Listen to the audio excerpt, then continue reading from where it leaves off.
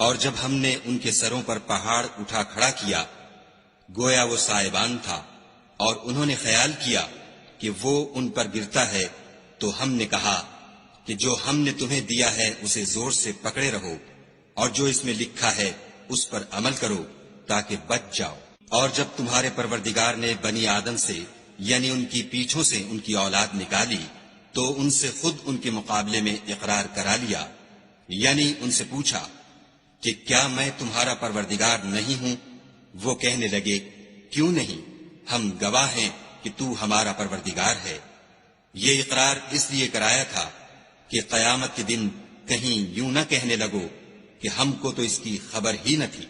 یا یہ نہ کہو کہ شرک تو پہلے ہمارے بڑوں نے کیا تھا اور ہم تو ان کی اولاد تھے جو ان کے بعد پیدا ہوئے، تو کیا جو کام اہل باطل کرتے رہے اس کے بدلے تو ہمیں ہلاک کرتا ہے؟ اور اسی طرح ہم اپنی آیتیں کھول کھول کر بیان کرتے ہیں تاکہ یہ رجوع کریں۔